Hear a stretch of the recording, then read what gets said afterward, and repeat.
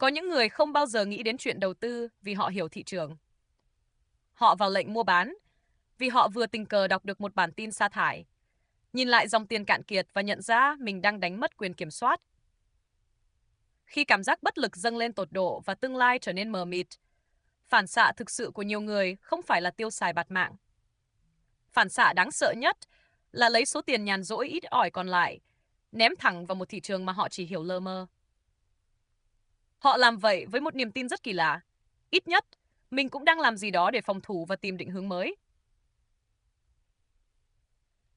Chào mừng bạn đến với mặt tối của tài chính cá nhân, nơi mà một danh mục đầu tư đôi khi không phải là tài sản, mà trở thành một liều thuốc an thần cảm xúc. Ở The Survival Ledger, chúng tôi gọi hiện tượng này là Panic Allocation, đầu tư để đỡ hoảng. Sự thật tàn nhẫn là khi nỗi sợ mất việc chui được vào ví tiền, thì sai lầm đắt giá nhất không phải là việc bạn chọn sai tài sản.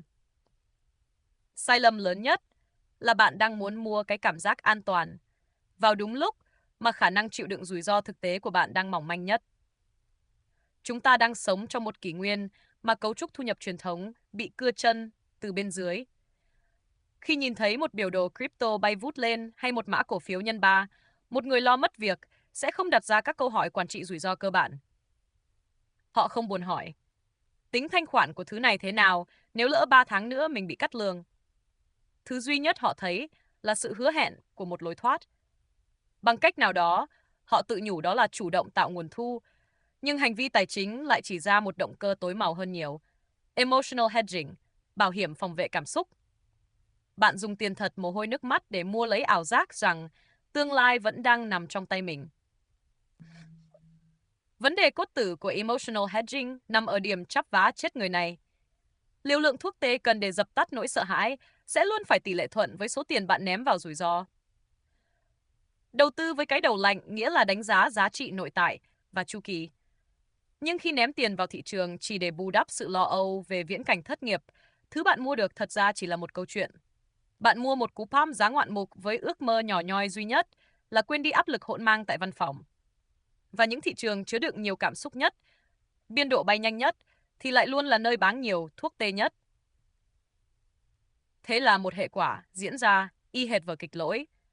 Đúng vào lúc dòng tiền tương lai bị đe dọa bức thiết nhất, bạn lại dồn nguồn dự trữ thanh khoản quá khứ vào trực diện nơi có dao động dữ dội nhất. Trớ trêu thay, thị trường không bao giờ quan tâm đến nỗi sợ của bạn. Khi một đợt sóng hoảng loạn vĩ mô ập tới, giá trị tài sản có thể chia đôi đúng tuần. Công ty ra quyết định cắt giảm. Bạn vô tình tự đập nát chiếc bè cứu sinh cuối cùng đúng vào lúc chiếc phà chính chìm xuống. Sự tàn nhẫn và cay đắng của trò chơi này là nó luôn luôn bọc trong vỏ bọc tinh tươm của hành động có trách nhiệm. Xã hội hiện tại luôn ca ngợi việc để tiền đẻ ra tiền. Nên khi nỗi sợ và hoảng loạn được chuyển hóa thành một lệnh giao dịch trên điện thoại, hành vi đó lập tức được khoác chiếc áo chiến lược thông minh. Bạn đọc vài vạch kỹ thuật, lướt qua một số diễn đàn ảo, và thế là sự hoảng sợ tâm lý ngay lập tức được hợp thức hóa thành tầm nhìn chiến lược. Ngôn ngữ phân tích kỹ thuật đã hoàn thành vai trò kỳ vĩ che đậy hoàn hảo sự hoảng sợ của người bấm lệnh. Sai lầm đắt giá nhất của thời loạn không phải lúc nào cũng là việc nhắm mắt đứng yên chịu trận. Rất nhiều trường hợp, đó là việc bạn vội vã hành động quá nhanh. Hành động điên cuồng không phải để sinh lời, mà để cố gắng chứng minh với não bộ rằng hai tay mình vẫn giữ được tay lái một cuộc đời đang bất ổn. Trong kỷ nguyên mà nỗi bất an bốc hơi lên thành trạng thái nền của xã hội, vấn đề cốt lõi không phải là việc cố ép bản thân đừng hoảng sợ. Bản chất của vấn đề là bạn phải xây dựng một tường lửa tĩnh tĩnh tại chắn ngang giữa những xáo động hoang mang trong não bộ và ví tiền trong tay mình.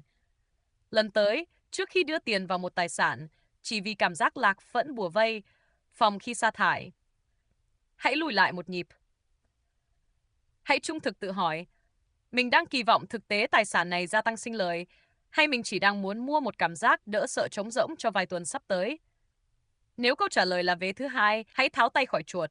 Đôi khi, nắm giữ tiền mặt không sinh ra lãi suất lại là tấm khiên vững chãi nhất. Tấm khiên kiên cố duy nhất bảo vệ bạn khỏi sự hoảng loạn từ tâm lý chính mình. Nếu bạn hợp gu mổ xẻ sự thật tài chính tới tận ranh giới hành vi tâm lý thế này, đừng chần chừ nhấn subscribe cho The Survival Ledger nha. Trò chơi sinh tồn còn rất khốc liệt và đoạn đường phía trước vẫn còn dài. Cứ yên tâm rèn giũa một cái đầu lạnh vì mình sẽ còn ở đây ra video đều đặn để bóc tách những cạm bẫy tiếp theo. Hẹn gặp lại!